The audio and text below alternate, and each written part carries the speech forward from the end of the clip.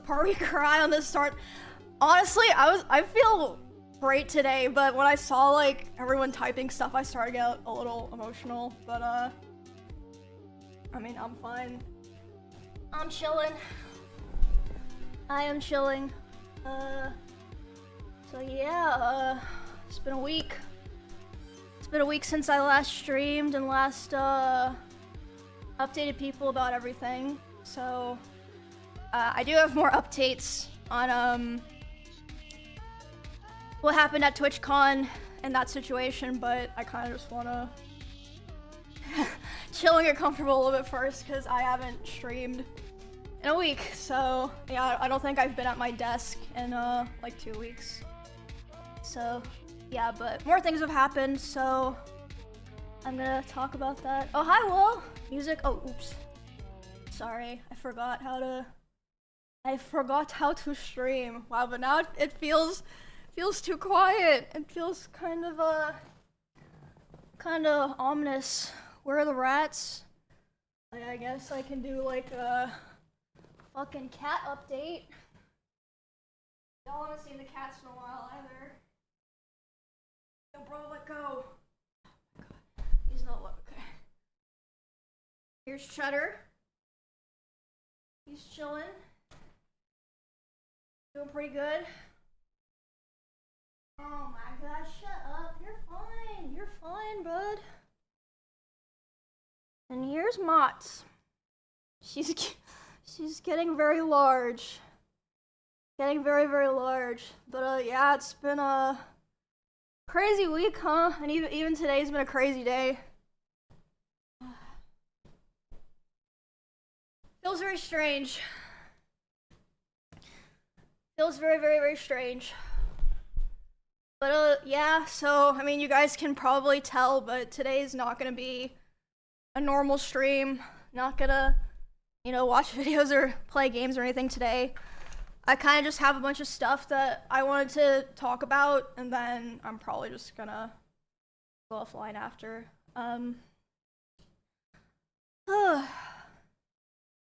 But yeah, it's I mean, you guys know, I've been streaming for 10 years. Last week was kind of the first time that I ever really like spoke about a topic or like something that happened to me. And honestly, I'm really glad that I did, and I'm proud that I did.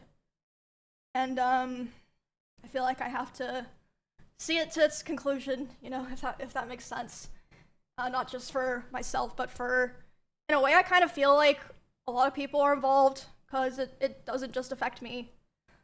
So that's why, sorry about my voice. I'm very, very nervous in case you can't tell. But I knew that this stream had to be done today, so yeah, pretty much, yeah. So I guess might as well get started. Not, you know, stall too much or anything. I know there's a lot of people here who don't normally watch, and if you're wondering, yes, I do normally run 20-minute intros. And yes, my community at least claims that they like it. I think that they like it. I like playing songs for you guys, but anyway, yeah, anyway. We don't like it? Okay, well, whatever. Anyway, I'm probably gonna stop reading chat now as well, but I mean, you guys are free to say whatever you want, obviously. So yeah, like I said before, it's been a pretty crazy week, and a lot of things have happened since the last time that I streamed in relation to what I talked about last week, the whole TwitchCon incident. Some other things happened that kind of pushed me to talk about a lot of things that I want to talk about today. So as you can see, I wrote out my notes, and not only that, I have even more notes. So yeah, if it seems like I'm like reading a script or something, it's because I wrote super detailed notes because I wanted to make sure I didn't miss anything. So yeah, okay. So, I think everyone knows about last week, the stuff that happened at TwitchCon. I was assaulted and the guy was able to leave the venue, basically. Okay, so like intro, first thing that I want to talk about is I did see the Twitch tweet that I believe went out yesterday. I was literally in a Discord call with my friends, and they were like, "Did you see that Twitch apologized to you?" And I was like, "Wait, what?" So yeah, basically what I'm trying to say is they put out that tweet. I was never apologized to privately. They put that out without like consulting me or anything. I didn't know that they were gonna do that, so that was yeah. I mean, I'm glad that, they're trying to like take some level of accountability, but there's a lot of things that they didn't mention in the tweet that I feel like should have been mentioned. But anyway, more stuff's been happening behind the scenes. So I want to say that last week, everything I said on my stream was accurate, obviously, except for one thing. I was wrong about one thing. I was going over the tweet that Twitch initially put out, where they're like, "Oh yeah, this thing happened to a high-profile creator. Police were on site. We're cooperating with law enforcement investigations." What I was wrong about was they were not cooperating with law enforcement investigations. I found that out on Monday when I got a phone call from the San Diego police, and they were talking to me, and they basically said, "Hey, we can't really do anything right now because they apparently know the name of the guy, but they're not giving it to us until a warrant goes through." Which, if you know anything about that stuff, it usually takes a while. Even if it's expedited, which it was being expedited for me, but it still takes a lot of time. And they're like, yeah, they're refusing to give us the name, which as far as I'm aware is like a very common company thing, where they'll be, they don't want to give out names of potential people involved in crimes, because then like that person could maybe like sue them for giving their name to police. I don't know, something like that. That's what my lawyer said. But basically they were Twitch was trying to make sure that the guy that assaulted me didn't sue them, which meant that the police were not able to work on the case right away. So yeah, I got a call about that on, I believe it was Monday, from the San Diego police. They were like, "Yeah, we're working on the warrant, but like right now that's like all we can really do, but like we're trying our best, just like want to let you know, we're gonna keep in the loop and everything." I was like, okay. I was very frustrated because I was like, damn, like I didn't know that on Saturday. I would have said that if I knew. And then I believe it was the next day, there was someone who, I don't know if they were a viewer or if they were just someone who like knew of the situation from social media. They contacted my manager, and they basically told her that at their place of work, someone came into their work who matched the description of the guy, and this person was saying like, "Oh, I'm traveling to Texas, and I caused like quite a stir at a TwitchCon." And this person reached out to my manager, reached out to police. San Diego police interviewed them. But basically what I'm trying to say is, because all this stuff was delayed, this guy was able to get really far away from San Diego, allegedly. And this whole time my manager was basically begging Twitch, "Dude, please give us his name. We don't know who this person is.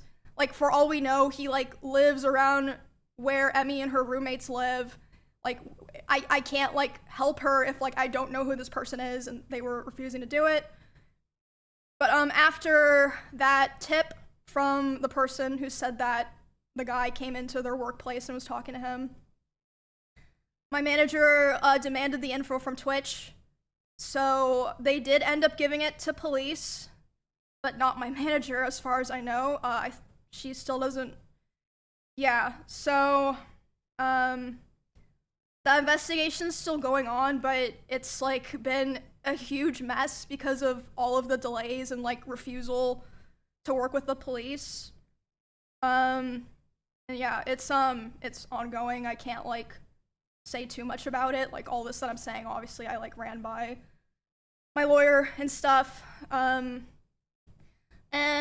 I do want you guys to know that Melissa has been making sure that, you know, me and my roommates, who are obviously other pretty well-known girl streamers, that we have been safe here, paying for like security stuff, making sure we're protected. Again, my manager's been taking care of that all of her own. Twitch did not offer anything like that. Yeah, that's where it is right now, pretty much. I can't say like too much about what, you know, me and my lawyer are doing, but my hope is really that there's some kind of like public resolutions that people who like have seen this and like know about everything that's happened can feel better about it. Because like I said, I don't feel like it's just about me. Like it could have been anyone that it happened to, like a small streamer who's not as lucky to have the resources or like, you know, the reach that I have. So it's very scary and yeah, just very, very frustrating. And yeah, I don't know where that's gonna go. I'm sure that, you know, they're probably, I would speculate, not very happy with me for talking about all this, but I feel like it's not fair to keep it hidden from all the people who literally had to witness it because of Twitter and Reddit and all these things. I mean, I'm not complaining about that, obviously. You guys know I was super grateful that the guy posted it, got, you know, spread around so that I didn't have to figure out how to talk about it myself, but yeah, I'm just, it's a lot. It's been really heavy this week, but obviously I've been getting a lot of support from my friends and other streamers, and obviously my manager, the people that I work with, my employees and such. But yeah, I don't want to just let this be a thing that I think that they're hoping it just blows over and gets like swept under the rug. I'm not gonna, you know, go live every stream and complain about it like, oh, you know, I got done dirty. I'm not gonna do that, but I'm gonna try to the best of my ability, keep you guys updated until there's like some kind of resolution, you know, so. Yeah, pretty heavy, intense stuff. Yeah, it's been, sorry, I'm just looping myself now. But yeah, I would hate if like this kind of just went away and people were like, oh, what happened? You know, I don't know. You know, am I gonna go to TwitchCon next year and, you know, like if something happens to me, it's gonna, you know, they're gonna try to hide it, basically. Yeah. So there's that.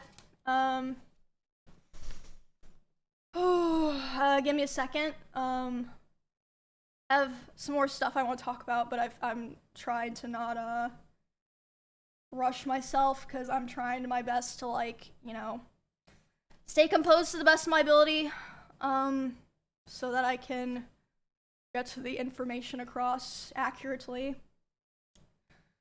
Yeah, thank you guys. Thank you for, you know, support and stuff. Like, honestly, it's been shocking to me, because, I don't know. I guess, like, whenever things happen, I always just kind of expect the bare minimum outcome, if that makes sense. So, yeah, I've just been very, very thankful. Very thankful and, very grateful, and, I hope that, you know, whatever comes out of this makes other people feel better. But regardless, like I said, I'm done with, going to TwitchCon, probably done entirely with, convention streams. I feel like it's just time, you know, and, I think that's probably true for a lot of streamers. The climate has, you know, really changed. I've been on Twitch for 10 years, like, you know, I keep fucking repeating myself recently. And yeah, it's changed a lot, gone pretty big, and I think that's just, you know, the reality that you have to accept. But, you know, maybe it's not a bad thing, because, you know, you can go back to rotting playing games in your room. It's not so bad, right? Retirement? No. Not retirement. Definitely not. Because I'm the kind of person, I'll never give up. You're not gonna make me give up. So, yeah. Oh. Fortunately, I'm not done yet. Like I said. But just give me a bit. Was worried you were gonna quit? No. And I don't think I'm gonna go to any other platforms because, I mean, first of all, where would I go?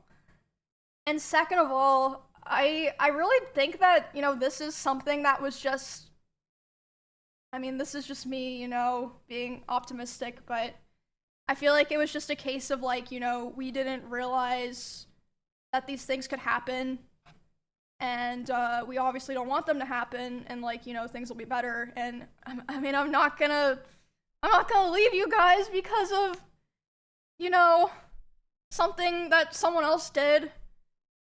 I mean, yeah, there's like other places that, you know, I upload content, but Twitch is like really my home. That's why through all of this, I feel like most people, you know, I mean, I did make a tweet, but like it was probably like 10% of what I needed to say. A lot of people make a tweet, make a YouTube video. That's why I've chosen to do all of this live and like raw, because it's just what I'm most comfortable with and what I've always done. So, yeah. Oh, sorry, my like emotional voice is so ugly. Yeah.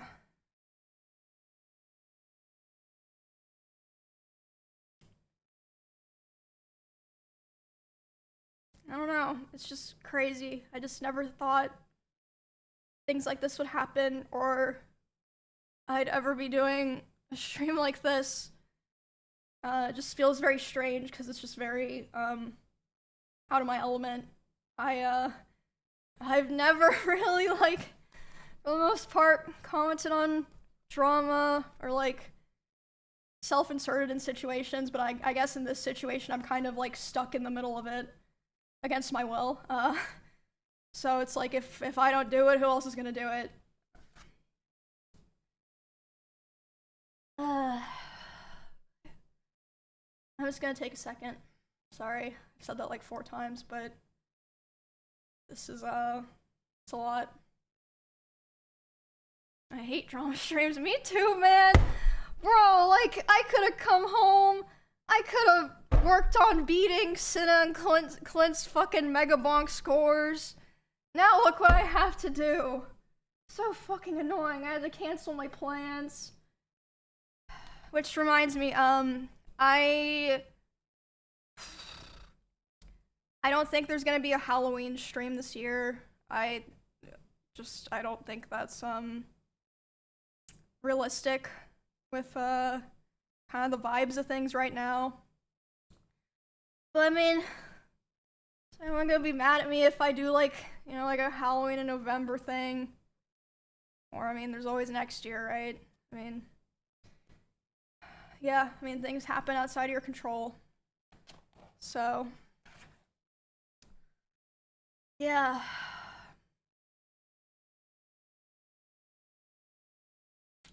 It's just crazy, but I mean, thank you guys for listening to me talk and complain. Okay.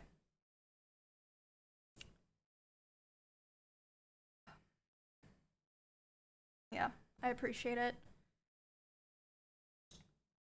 So,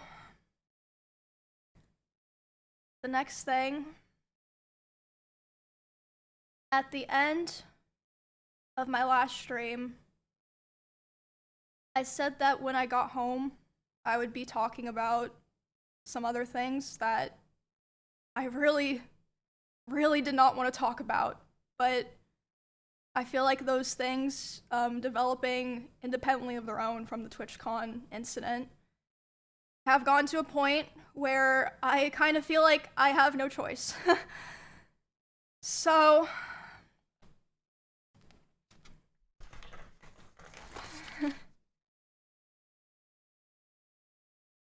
I've already seen a lot of people speculating about what I'm going to be talking about, and some people have been right, but even for the people who were right, they were only like 5 to 10% right.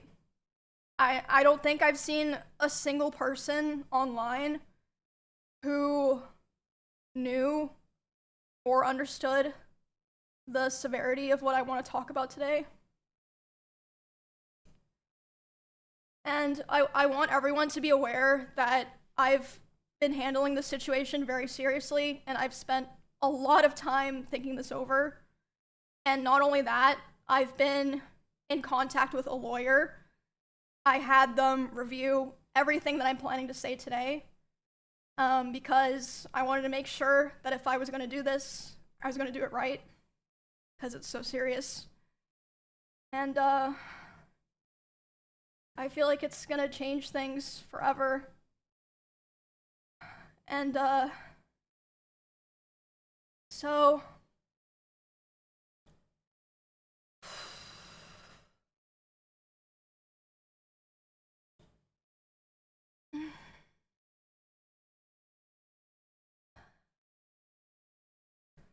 today,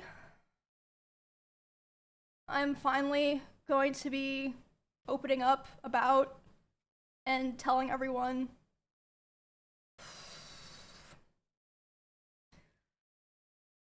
sorry, I swear I'm not trying to like make this dramatic or something. Like I said, I really wish I were not feeling like I had to do this. Just give me some time. I'm gonna be doing a lot of, I guess you could say, like, fourth wall breaking in a way, and talking about things that I thought would always be personal, and just, you know, I would just carry them myself. Today, I'm finally gonna be opening up about the psychological and domestic abuse, stalking and harassment, sexual assault, and threats of blackmail that Ms. Kiff has done towards me, and some of these issues which are still ongoing. For the entirety of this year, I have attempted to separate myself from him and not talk about him at all, and not talk about this issue, and just not make it a public thing.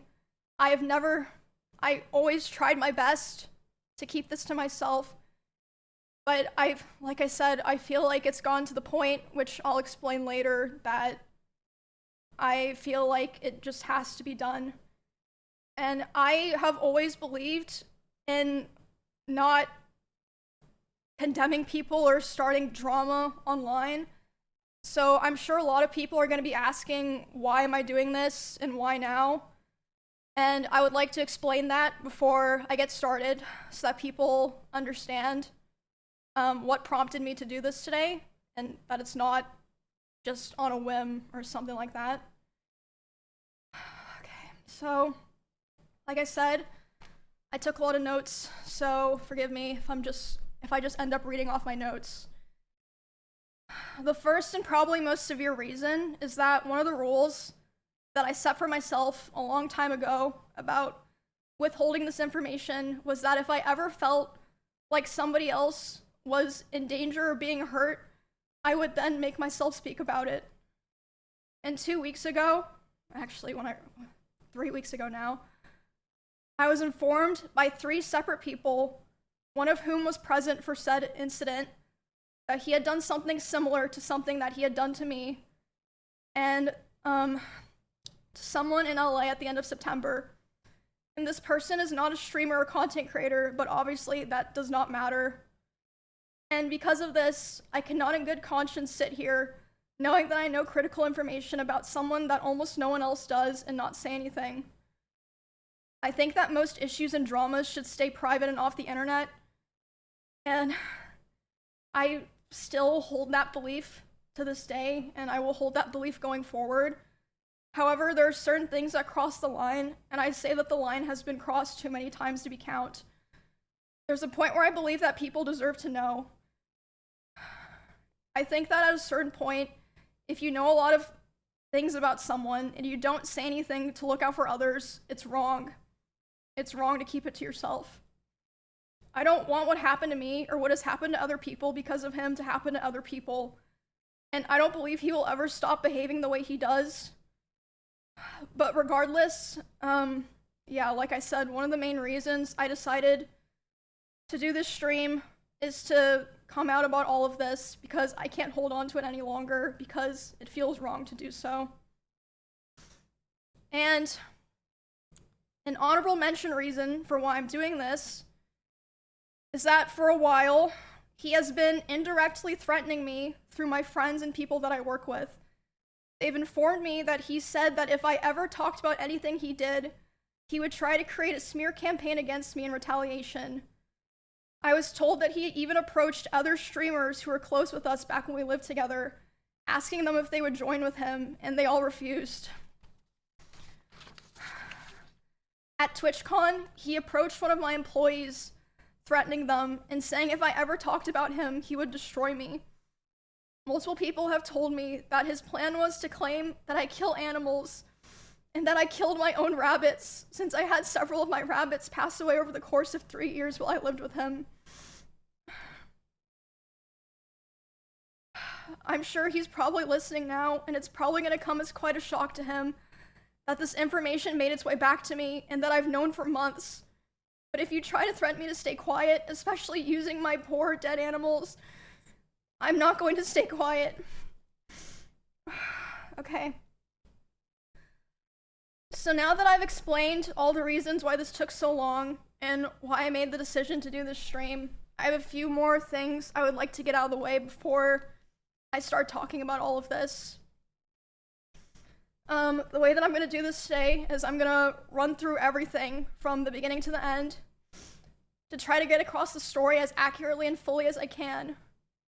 And, hold on. Hold on. I'm also going to be showing a few screenshots validating what I'm saying. I have more things, but this is what I felt comfortable using today. And I will be running through those later. Another thing that I'd like to mention before I start is that during my statement, I'm going to be mentioning directly the names of about half a dozen other creators who were present for certain things. And I want to say that none of these people did anything wrong. I'm just saying that they were there, and I've asked all of them permission. They all said that it was fine to include their names, but I know this won't stop everyone, but I ask people, for the streamers that I mentioned, please don't go bothering them or asking them for more information. If there's something else that they want to say, they'll say it themselves, so there's no point to go pester them and bother them about it. There are also streamers who gave me permission to share things that they relayed to me privately, but asked me to redact their names, which I, of course, did. And the last thing that I want to make clear is that not every person that I interact with or that I'm friends with knew the extent of all of these things. And in fact, most of them didn't. And some of them didn't even know anything at all. I tried to keep things private with my close friends, but if anyone during the past year ever approached me asking questions, I didn't lie and I told them the truth.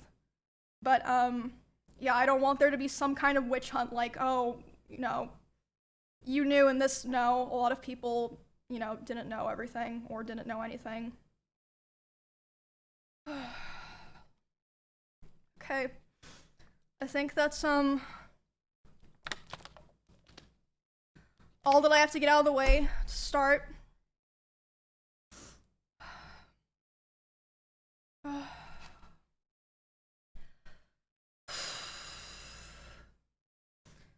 So, this is public information. I initially moved in, sorry, I'm still sick, like I said.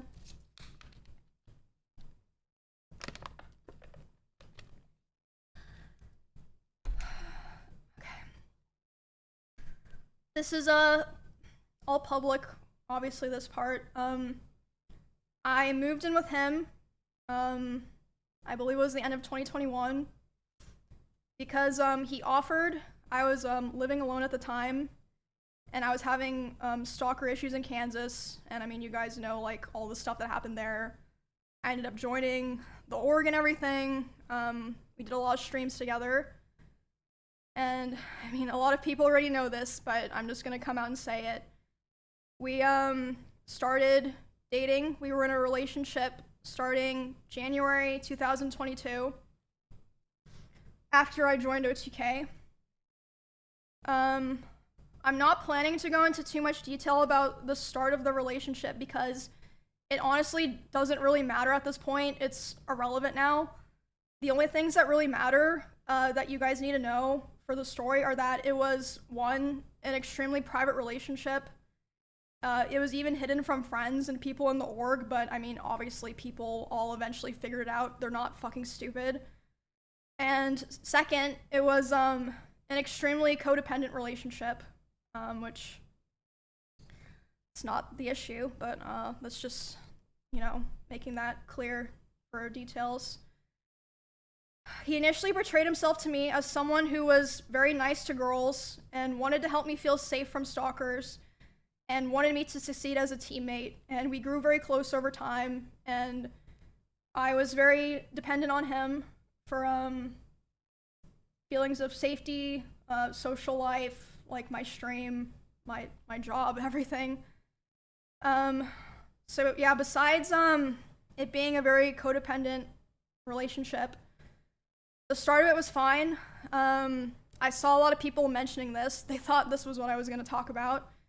It's not a secret. I think everyone who paid attention knew that he was very controlling over what I wore, to a degree, who I was friends with, and even when I would stream.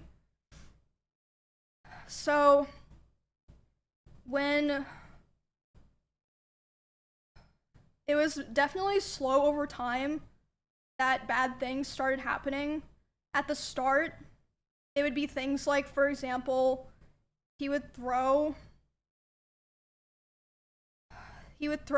bottles, like plastic bottles with liquid in it, not like glass bottles, at me, despite me telling him like I didn't like it and it scared me and I bruised very easily. He would throw his phone at me. I would tell him, you know, it scared me, I don't like it. And one time it even hit me in the eye, which caused me to get a black eye, but he always, you know, was like, oh, it's an accident. And I was like, oh yeah, it's an accident. Like, you know, of course I'm not gonna think that, you know, he's, yeah, I just, at the time, I just kind of was, you know, I just brushed it off. And looking back now, I feel like that was kind of the start of him testing my boundaries, if that makes sense. So that was already kind of starting to show signs within the first 6 months of me and him being close. And then, again, a very public situation.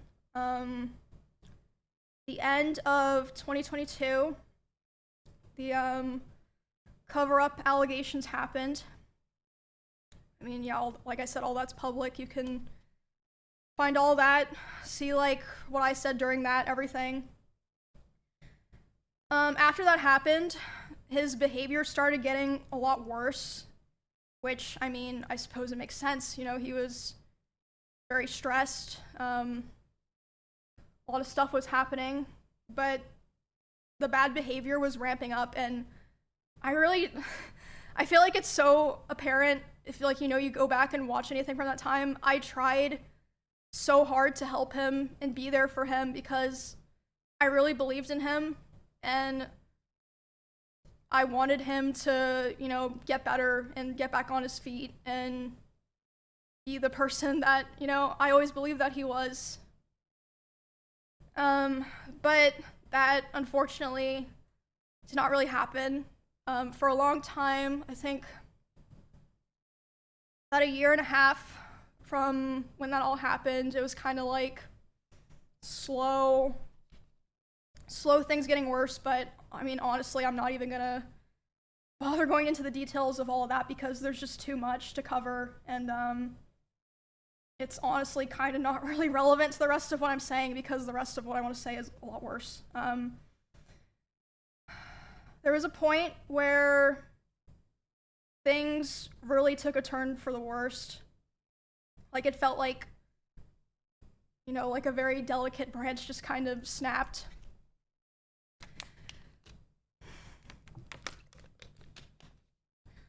So, and again, a lot of people are like vaguely aware of this, but I'll explain it for people who aren't, you know, chronically tapped into all that stuff. So for a long time after the like cover-up allegations happened and he was like starting to kind of struggle on his stream, he never wanted to stream at the same time as me. Like, we really avoided it. And to me at the time it made sense because, you know, I was like, well, of course, like, you know, we share a lot of community members. If we're live at separate times, we're both gonna perform better, you know, it makes sense. But yeah, we were never really live doing the same thing at the same time for a long time, with the exception of like things like events or sponsors or like, you know, just special things. For a very long time, and a lot of you guys probably noticed that I would only usually stream on Tuesdays, Thursdays, and Saturdays. That was because of him. And now I stream whenever I want, but the first time that we ever streamed at the same time was for the 2024 Rust Kingdoms event on Twitch. We were sharing drops, so it was the first time in a very long time that we were both going to be live at the same time doing the same thing, basically. I know you're probably like, what the fuck does that have to do with anything? But it'll make sense in a bit. So I'm live, he's live, we're both streaming, and like I said, you can go find all of this. This is public. There are clips of this. We're both streaming the Rust event, and I thought it was going really well. I thought everyone was having fun. I was like, oh, this is great. Everyone's, you know, doing the same thing at the same time. We're all hanging out. You know, we're gonna have fun. Like, I was really, really excited. And then I start seeing in my chat people start saying, unofficial Ms. Raid, and I'm like, what does that mean? And then I check my Discord messages, and he's messaging me. He's saying, like, Emmy, you know, I'm gonna kill myself, I waited, or I'm gonna KMS, I waited so long for this, etc. Basically he was upset because I had higher viewership than him. That's literally it. I had higher viewership than him. And like I said, this is during an event, so there were drops. Like, everyone knows when there's drops, like, it's not even fucking real, but yeah, he starts messaging me, he's really upset. I tried to tell him, I was like, bro, you should come back and play. Everyone's having fun, everyone's like wondering where you are. But yeah, he ended his stream. And then I'm still live, you know, trying to act like nothing's wrong. And in that house, I had a glass door so I could like see this was happening. He was walking behind me, making sure that I knew he was there. And by the way, so there were many ways out of that house if he wanted to leave the house that were closer to his stream room. He intentionally chose the door that was right by my room. I feel like that's pretty apparent, at least to me. He starts walking behind my stream and slamming the door so loud that my noise gate can pick it up, so even people on my stream are able to hear this is happening. And he slams it so hard and so many times that the front door literally broke. The lock did not work anymore. it didn't work for months, and it would just make this horrible sound that I would have to hear like every fucking day. But anyway, so I hear him back there doing this, and I'm like, what the fuck is going on? So I tell my stream, I'm like, hey, guys, I'll be right back. I get up and I go talk to him, and I'm like, hey, what's going on? And he's like, Emmy, like, I hate all of you guys. Like, all you guys do is just take from me, and like, I'm just done. Like, I'm just done. And I was like, is this like really happening because of rush drops? And he was like, I don't know what else to do. He was like going off on me, like basically saying that he hated me. And I was like, well, I don't know what to do now. And he was like, go finish your stream so that people don't know anything's wrong. And I stop in the bathroom outside my stream room, and I'm like, you know, checking my makeup, trying to make sure people can't tell that I was like crying. And I'm only in there for like 30 seconds, and he comes and like looms in the doorway. He's like, what are you doing? And I'm like, oh, I'm just checking my makeup.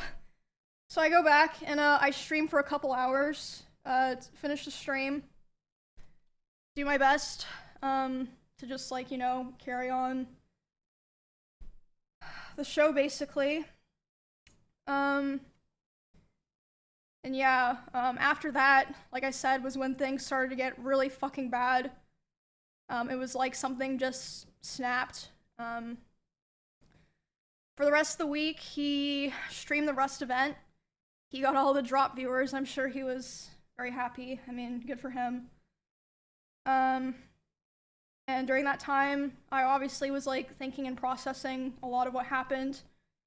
But I mean, it was a lot because this person was at the time like kind of it was like my partner and my best friend, and like the only person that like I really talked to ever, or like at least off stream. So I mean, it was a lot. But the very next stream, I went live about a week after that, and I announced that I was planning to move because I knew that I would have to move. So I was like, okay, I have to go live and say this so that, you know, kind of force myself to commit to it, right? Does that make sense?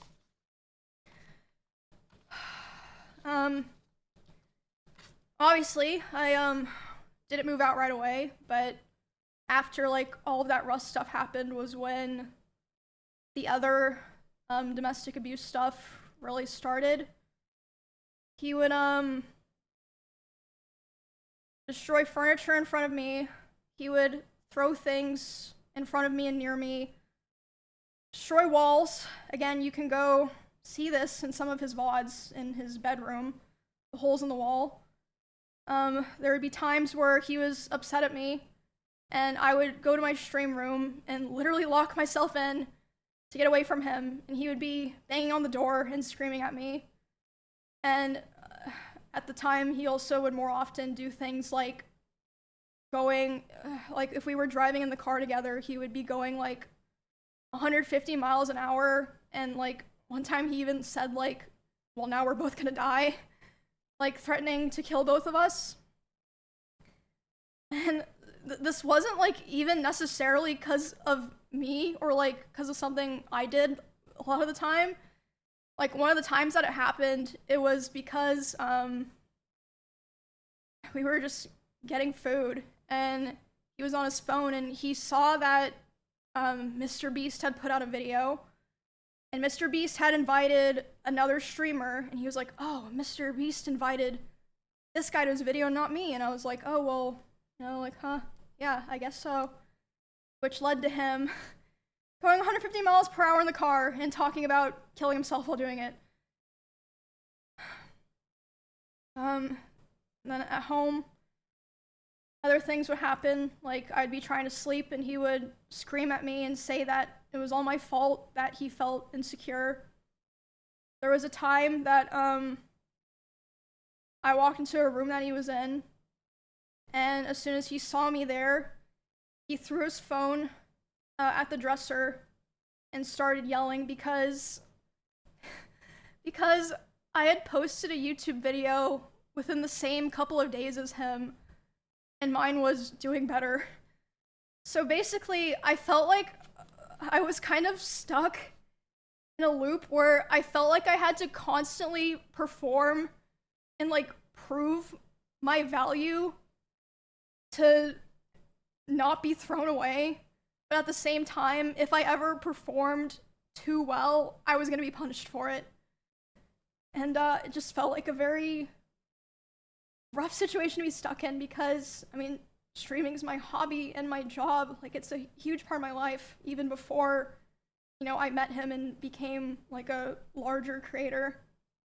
And I remember thinking all the time how it felt like he hated me, but he still wanted me around for his channel and like his thumbnails and everything.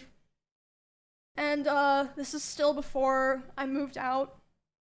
There was a time where it was the tension in the house was so unbearable that I would sneak out and I would sneak into Esfan's house using my code. And Esfan didn't know why I was doing this. He saw me a couple times. I'd be like, oh, I'm just gonna go take a nap in your guest room. He'd be like, yeah, that's fine. I would sneak into Esfan's house just to have some time of like peace and quiet. But eventually, he figured out where I was going, and he would go over to Esfan's house to keep telling me off. And there was a time that he did it, and I was laying in the guest room bed, and one of the roommates in that house had come to see like why I was crying, and they were standing in the corner. And he came in, and he was very physically aggressive. He was like, Emmy, like, what are you doing? Like, angry. And then as soon as he turned and saw this other person standing there, he instantly, like, deflated and changed his tone. He was like, oh, Emmy, I was wondering where you were. Like, are you coming home? And that roommate, like, later asked me about it, and they were like, what the fuck was that? Like, are you okay? And I was just like, oh, it's nothing, because I felt like a lot of the reason that I didn't tell the people around me was because I felt like no one would understand, or even if they understood, it would just be a burden to them, because all of our streams and social circles and communities are so intertwined.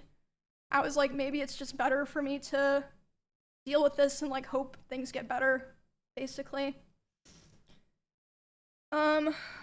I honestly don't even remember what the final straw was that I finally was like, okay, it's time to go. Like, I prepared the house that I lived in before this one, like, pretty much immediately after the, like, breaking the front door thing happened, but I was still, like, scared and unsure. So I don't remember what the final straw was, but I remember the day I took Cheddar to the house, because he just randomly started like screaming at Cheddar and was like, get that fucking cat out of my house. So I just grabbed Cheddar and put him in my car and grabbed his litter box and took him there, and I just left him there and never took him back to that house. And then I think like within several days after that was when I finally moved out. It was on very short notice.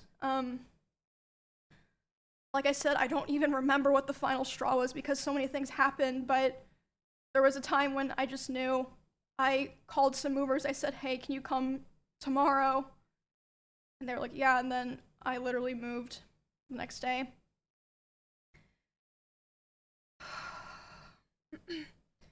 Moving out into the last house that I lived in was a huge step mentally because, like I said, a big part of why I moved into the first house in Texas in the first place was because I felt like it was the safest option for me, because, you know, I am a girl where it's like kind of scary for me to be living alone. So it was very hard, and at the time, even though like all these other things had already happened, I was very hopeful that me and him could be cordial and like eventually like things would be fine, at least publicly, like for stream reasons, that, you know, everyone could just keep streaming like nothing had happened. And, you know, at the time I thought that would be the best thing to do, and I felt like if I separated myself from him without explaining anything, people that watched us wouldn't understand and would attack me. I was yeah, I mean, it ended up happening anyway. So, but yeah. After I moved out, we, like I said, still kept in contact. I had hope that somehow things would get better. He would always beg for me to come back, and he would promise therapy and change and, like, even talk to other people and, like, kind of present, like, oh, I want to change, I want to be better for Emmy or whatever, There was a short period in October where we had broken up because, I mean, honestly, it doesn't matter now. And when that happened, I honestly felt relieved because I was like, okay, finally, it's like on his terms. So that means he'll be satisfied and he'll be able to say it was his choice and he'll leave me alone. Because whenever I would try to push for it, it just felt like I couldn't like really sever it, if that makes sense. But I mean, obviously, hence me doing this stream, that was not the end of it. A week after this breakup, he asked to come over to my house and talk for closure. He came to my house and I was crying like crazy because the emotions were just very high because I was dealing with a lot of major shifts in my life as a result of me attempting to start to try to distance myself from him.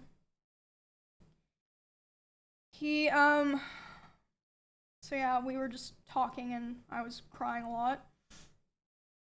He started to try to comfort me by hugging me while I was sitting on the couch and holding me really close to him. And when this was happening, we hadn't talked in quite a while, and I'm usually very uncomfortable with being touched a lot by people that I'm not in a relationship with. But I let him hold me while I was crying. And he started kissing me in my face, and I let him do it. I was still sobbing a lot. And then, suddenly, he tried to climb on top of me and aggressively shoved his hand down my pants. And, I screamed. Yeah. And when I screamed, he jumped off me like a cat, And, instead of apologizing or checking if I was okay, he said, "I feel weird now. I feel like I did something wrong. I have to go." And he immediately left my house while I was still crying without, checking if I was okay or anything. And at the time, I was still making excuses for him, and I was still afraid of causing trouble for other streamers around us, or making things weird for viewers. I know that probably sounds crazy, but I just felt this pressure, I had to try to keep things together, if that makes sense. I felt like I'd cause trouble for so many other people if I ever said anything bad about him, or if I caused rifts in our friend group or streamer group. I tried to stay on good terms with him and hold everything in, and also I still cared about him a lot, and I still at that point had hope that things would get better and that he would improve. And he'd also always hammer into me how he never physically abused me because he never hit me, and he would coach me and tell me to tell people or other streamers who were asking about it because they were concerned. He would say, tell them that I never hit you. Make sure that they know that I never hit you. Around the same time, this was during OnlyFans 2, so I guess December-ish. He would often message me in the middle of my streams and berate me for things like playing the same class as him in WoW because he thought it would make people think that I was better than him. And again, like I said earlier, I felt like I was stuck in a constant loop where I had to perform well to not be thrown away, but if I performed too well, I was gonna be punished. And I actually wanted to show some of those messages because obviously a lot of these things, I'm not gonna fully read these out because I honestly just don't want to read them out, but I feel like I want to show them to like kind of show what I'm saying.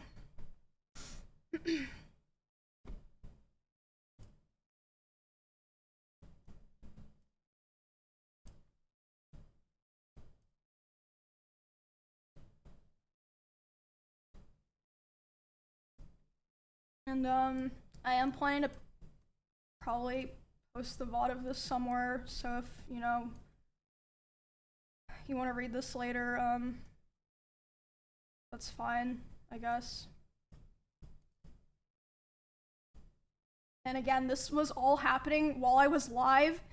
You can literally go find the stream and see me trying to deal with this while I'm live in the middle of a dungeon, trying to just play the fucking game.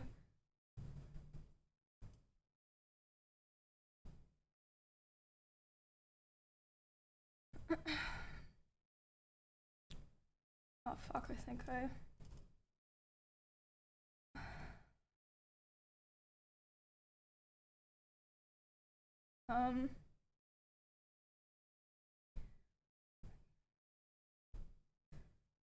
Tank Emmy, do it. Let me handle all the hate, the criticism, the you're worse than Emmys. The Emmy is so much better.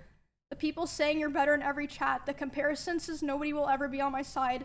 Let me deal with it. You have fun. I asked you not to become a tank. You didn't listen. And now it's the classic, what was I supposed to do? I'm not dealing with this. And like I said, you can go find the stream. But for context, I was playing Warrior in World of Warcraft in like a level 24 dungeon. It was like Silverpine. Like, it was just like, it wasn't even like, it was like dog shit gameplay, I'm gonna be honest. Like, so, yeah.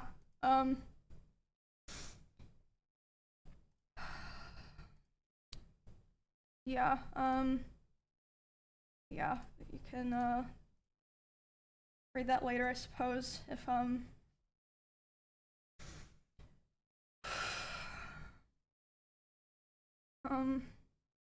yeah, like I said before, shit, hold on. I was constantly trying so hard to compromise with him because I wanted to be cool and I wanted us to be able to coexist in the same streaming sphere. But I felt like I could never win and he hated my whole existence. Like ever since that one stream where I had like a little bit more viewers than him. And he would say that it was my fault that his stream was dying because most of his viewers liked me, and whenever he hit on another girl, they would be confused or not take it seriously because they knew that me and him were together privately. And he said if he would be able to hit on other girls and convince them that it was real, he would get his career back. That was like, started within the last couple of weeks that we spoke to each other. He started saying terrible things to me about other streamers in Austin. In particular, one specific streamer who I know there's a lot of people that know he has beef with certain streamers. It was not one of those streamers. It was someone who to this day has been nothing but nice to him. He would say horrible things about this person, like about them in their stream, and it was very hard to listen to.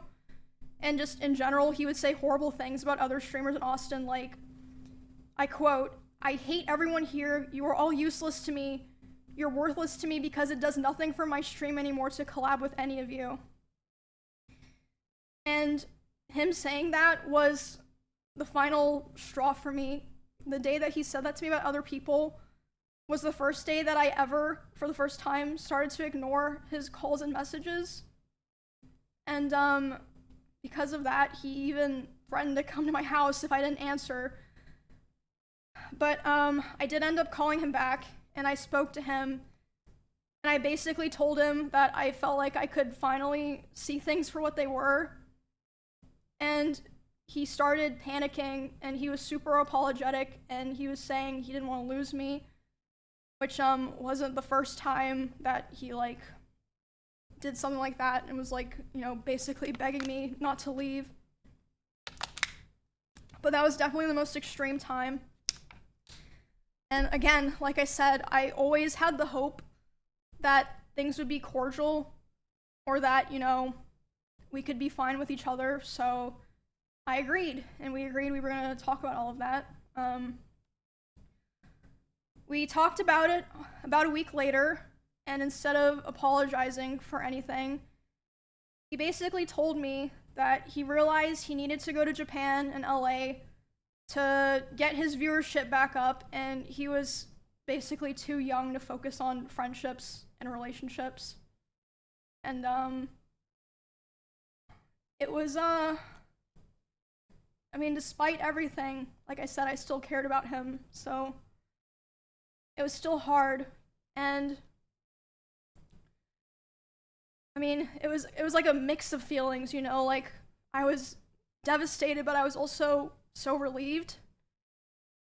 But because of the past incidents during like other fights and times I would try to separate myself from him, past incidents during those times of him manipulating me into staying close with him and giving him more chances, sexually assaulting me, the abuse, and just him generally not being a very nice person.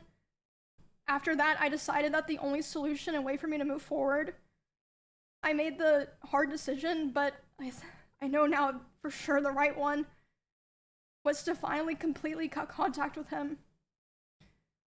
I knew it'd be very hard because our careers and our communities were so intertwined, but I knew that I had to do it and that there was no other choice. So I have not spoken to him since January of this year. It's been 10 months. But you think that's the end? It is unfortunately not. I haven't spoken to him since January of this year. It only took a couple of weeks, but soon the messages started.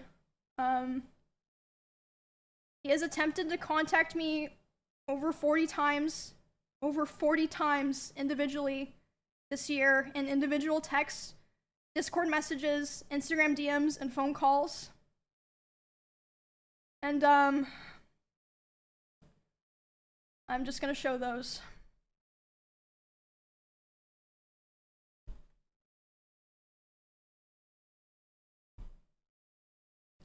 And at first,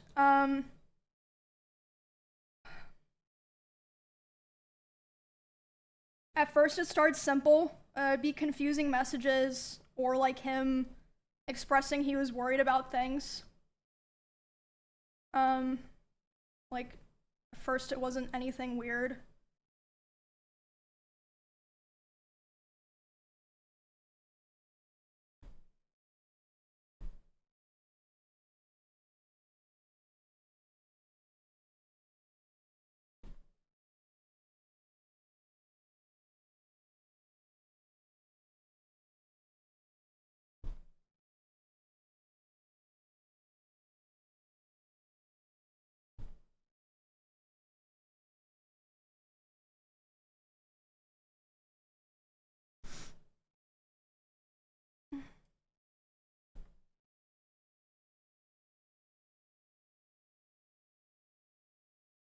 This is not someone who loves or cares about you.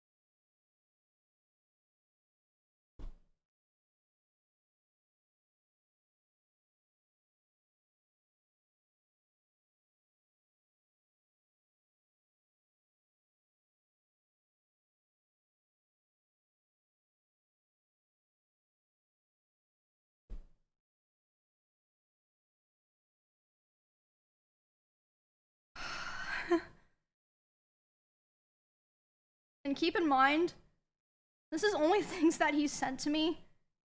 I can't document all the things that people told me that he was saying.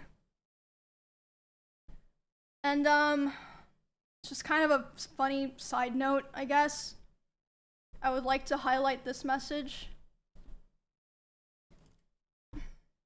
Because, doesn't really matter, but I ran it through a ChatGPT checker. And, all the highlights, like I said, doesn't really matter. I just thought it was interesting.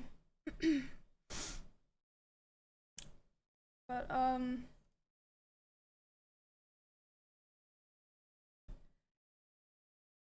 yeah, like I said at first, the messages were just simple things, like, him saying he was worried about things, or saying no one was talking to him, which I don't think was even true at the time. I think he was just saying that to try to guilt me into responding to him. I'm not sure about that, of course.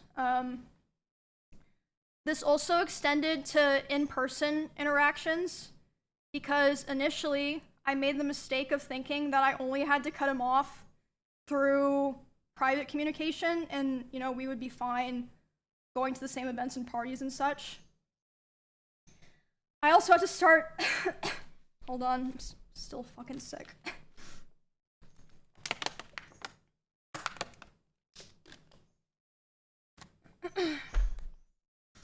I made the mistake of thinking that I only had to cut him off through personal, private communication, but I also had to start avoiding going to the same parties or places I was worried he'd be in person. Because this was after he came back from his first trip to Japan. There was a party that I attended several months after I first went into contact with him. I was aware that he would be there, and I thought it'd be fine. I thought it wouldn't be a big deal. I thought I'll just let him have his space, I'll have my space, you know, it's not a big deal. We're adults, right? During this party, I felt like he was following me around and monitoring me, but I thought that I was just being paranoid. I was like, it's probably just in your head. I was hanging out with Nick and Kachi and a couple other friends. And, at some point, Nick was like, it's too fucking loud down here, let's go upstairs. No one's upstairs. Let's just go, you know, chill in a room and, like, talk where it's not so loud. And, I was like, okay. So, they, as a group, went upstairs first without me, but it took me a bit longer to, get up there, because someone, like, stopped me and was talking to me. And I did feel like, I mean, he was, like, standing pretty close to that person. I felt like he was watching me, but again, I thought I was just being paranoid. But, I went upstairs, I was hanging out with Nick and Kachi and, you know, our other friends, and then about 30 minutes later, the room that we're in, the door opens. It's Miz. He opens the door, makes eye contact with me, goes, ooh, and then closes the door and leaves. And I was like, what the fuck? But again, I was still trying my best to, you know, give the benefit of the doubt, like, you know, maybe it's just like an awkward situation or something. But a couple months later, the person that he was hanging out with that night reached out to me privately and was apologizing. And I was like, why? And they're like, I just felt like I had to apologize to you because I felt so bad and so embarrassed of what was going on. Like, yes, he wanted to see what you were doing. He was saying, like, I want to go see what's upstairs, and he was checking every room. And then after he opened the room that you were in with Nick, he closed the door and started laughing, and then he just wanted to talk about, you know, how you guys broke up for the next, like, however many hours of the night. So I was like, wow, okay, that's good to know, I guess. The next story, that I want to tell involves what happened to me, Valkyrie, and Cinna earlier this year when we were attacked at the Santa Monica Pier because that was obviously. Hold on, let me close all these fucking texts. I don't want to look at them. They're still on my desktop.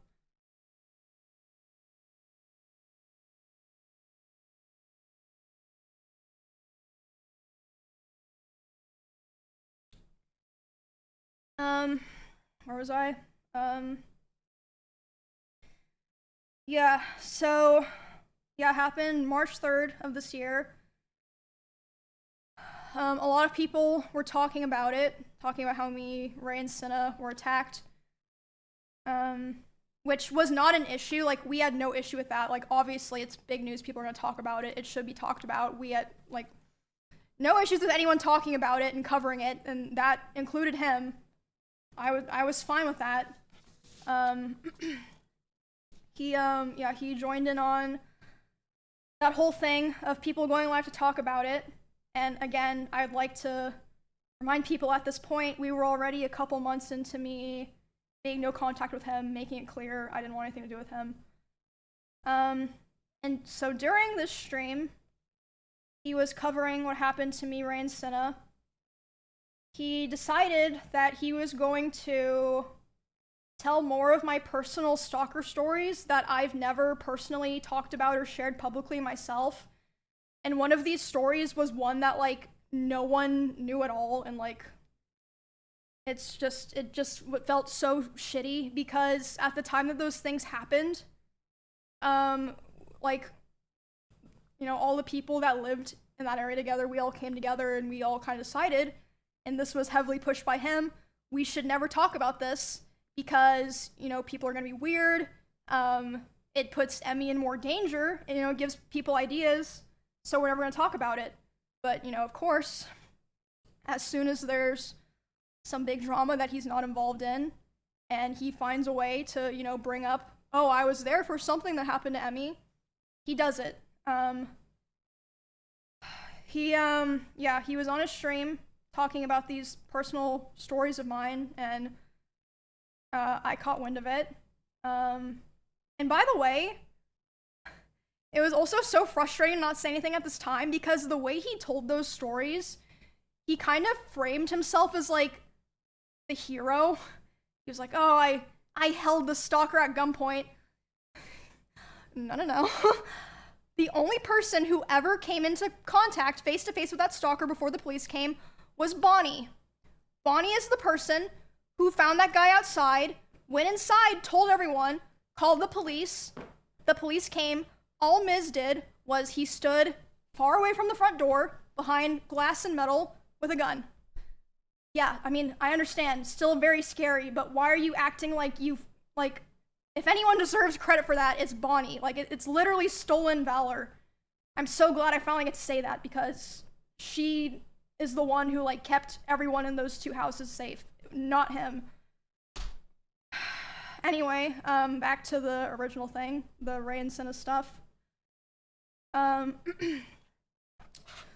So, I was obviously panicking, like, I just had this horrible thing happen to me the night before. It was, like, huge, like, public, millions of people seeing it, and then my crazy ex-boyfriend is going live talking about more of my personal stuff, and, I'm, like, crying, and, Cinna and Ray are like, what's wrong? And I tell them, and I'm, like, panicking. I'm like, I need to call so-and-so, I need to call so-and-so, I need to call so-and-so. Like, these different people that I was like, they can contact him because I did not want to contact him. So, Ray, Cinna, some of me and Miz's mutual business partners, and Asmongold were all, messaging him to stop. And by the way, Asmongold told me that he tried to call Miz while he was talking, and it rang 3 times and then hung up, which means that he saw it and he just wanted to be able to keep talking because, yeah, anyway, just a little note. I don't know exactly what, like, the other people said to him, but Ray and Cinna told me that they were messaging him being like, bro, like, stop, what are you doing? Like, why are you doing this? And he was messaging them, who were also equally as traumatized as me, of course. They had gone through the same thing. Oh, what am I doing wrong? I'm letting people know what, girls go through. Was that your job? Well, anyway, yeah, that all happened a couple of months into me being no contact with him. And yeah, he was arguing with Ray and Senna while they're trying to be like, bro, like, stop, like, you're making it worse. He finished talking about my stuff and then reacted to Senna and Ray's whole stream where they were crying, addressing their communities, made sure to react to that, and then immediately went offline. So yeah, that was a terrible weekend. I got threatened to be stabbed, and then the next day, my weird ex was going live trying to self-insert so that he could make sure to farm his own clips. After that incident, his attempts to talk to me only ramped up, which I showed those texts. We went back to Japan, and during that trip, he was texting, calling me, trying to call me quite a lot, begging me to take him back. And at the same time, I heard that he was reaching out to quite a few other streamers who know both of us. And he was crying to them about how he wanted to get back together and how he thought someday we would reconnect and eventually get married. I don't think he even meant that, but I hope not. But I assume he did that with the hope that they would relay the messages back to me since I wasn't talking to him. And I mean, some of them did. I also had a couple other streamers report to me that he would obsessively watch my stream and not in a like, oh, I wonder what Emmy's doing right now way, or like having my stream open. Like, he would be obsessively and attentively hate watching my stream, like watching my stream and just saying horrible things almost every time that I've been live this year. And they'd tell me that he would want to discuss how he believed I still wanted him. Interesting, considering I never replied. And he would ask other guys if they thought I had slept with anyone this year. They'd be like, I don't fucking know, man. And then they told me he would say stuff like, no, there's no way she's done that. She's not like that. And she's probably waiting for me. Just really fucking gross stuff like that. And a couple of streamers in LA also told me that he was telling people that me and him still talk all the time, but we simply weren't together anymore because I was too mature and I was not ready. I was too immature. But yeah, you can see from the messages I showed. I'm not sure if people can go back and read them. He was begging me to take him back for the majority of this year, which was 7 or 8 months total. And like I said, some of those messages were even, I believe, ChatGPT. Not that it really matters, it's just interesting, right? As of today, it's been about 2 months since he has attempted to contact me directly. I think because about 2 months ago was when he started kind of getting scared that I might have been telling people things, which again, I wasn't going out of my way to do it, but if anyone ever asked me, I wasn't gonna lie to them. I mentioned this at the beginning before I started fully telling the story. I heard from my friends, other streamers, and my employees that he had cooked up a plot that if I ever tried to talk about him, about the abuse or anything else, he would try to go live and say that I killed my rabbits. And I was told that he approached several streamers who were around us a lot when we lived together and asked if they would basically back him up, and they refused. Obviously, they're not insane. And even something happened this weekend. At TwitchCon, one of my employees told me he went up to them and he threatened them, saying, If Emmy ever tries to talk about me, I will destroy her. Whatever that means. And within the same night, he also texted one of my best friends, and he would have known that I would have been with this girl. He texted her saying, hey, worried about her, hope she's okay. You know, right after he just said to my employee and other people that he was gonna try to destroy my life. Yeah, all in the same night. And,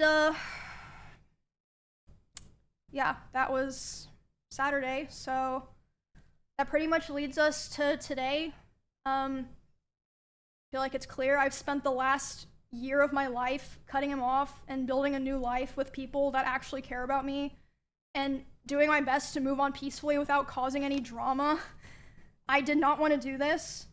A lot of other creators actually told me that after his other allegations in 2022, if I wasn't the first person to stand up for him and start appearing on his channel again, they do not think that they would have gone back to helping him with his content.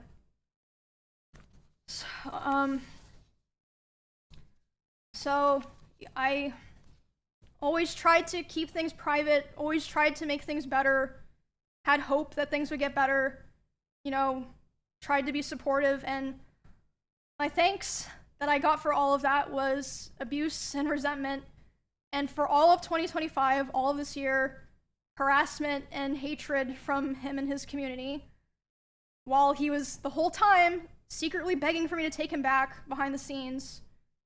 I've taken a lot of steps already, as I said, it's apparent. I've taken a lot of steps to restructure my life and be a lot more careful about who I help and who I invest my time and my care into. And I'm doing a lot better now, but I felt like this was a necessary stream because, like I said at the very beginning, I have heard that he has done things to other people that aligned with some of my own experiences, so I felt like it would be wrong for me to keep holding on to all this information.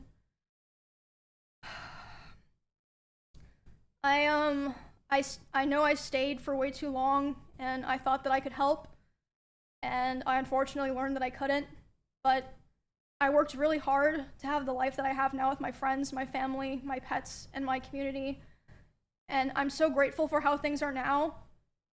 It was very difficult, but I'm very proud of myself for making the choices that I did to end up where I am now. And yeah, that's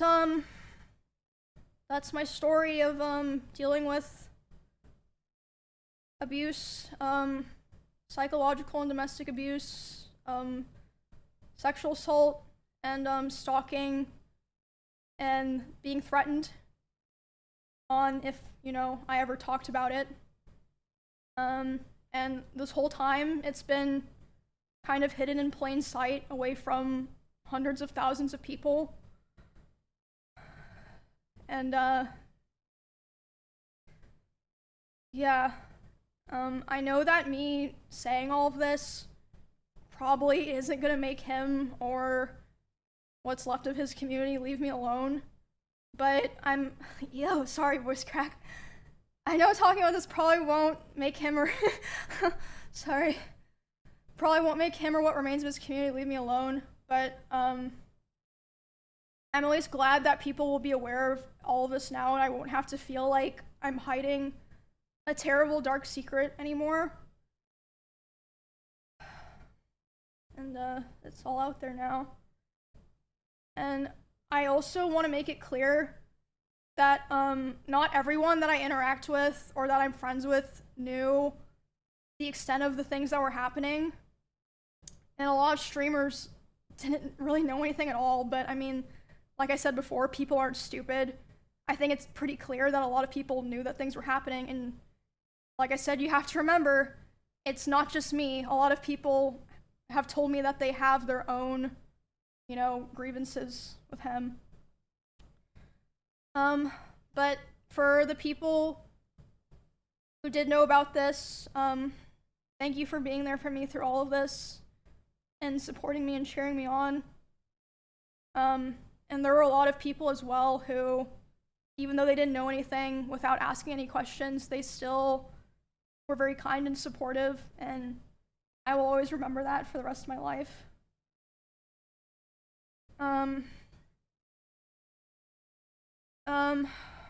I also want to say, just so people know, that I'm not just trying to like put this out there and then, you know, I am already in the process of filing a restraining order on him in both Texas and California. And I also wanted to say that I would not be surprised if he tries to sue me for the stream that I did today and for coming out about him. Not because he thinks that he would win, but for PR reasons, like a slap lawsuit.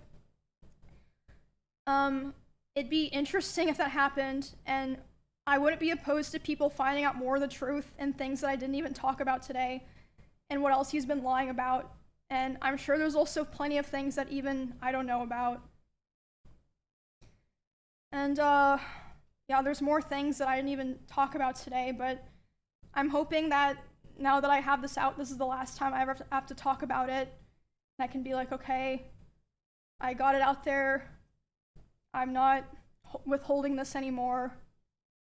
It's out there. And yeah.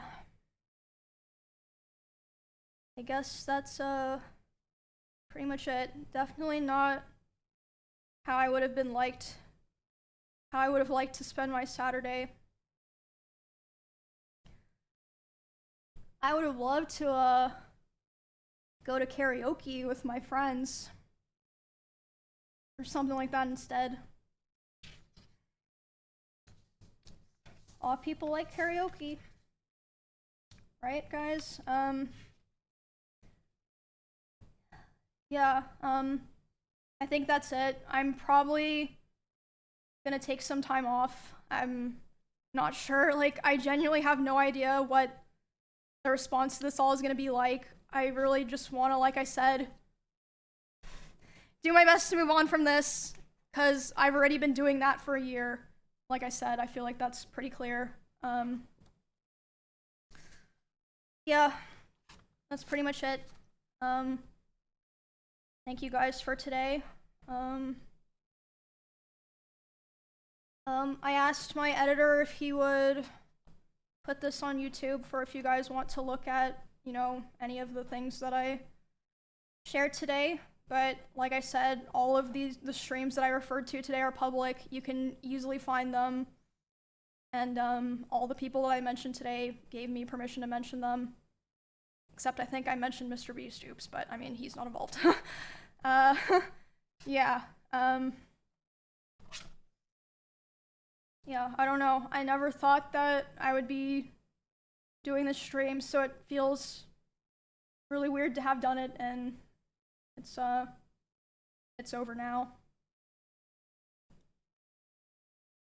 Yeah, well, now you guys know everything, and all the things I've been holding in for the past couple years. So yeah, thank you guys for listening. Hopefully I'll be able to keep giving updates on the TwitchCon stuff, but I'm hoping to put this other chapter behind me. And like I said, I don't know what's gonna happen, but I feel very confident that this was the right thing to do, and I don't regret any of it. Thank you guys. I'm gonna go spend time with my friends, and hopefully I will see you guys all very soon. Thank you for everything.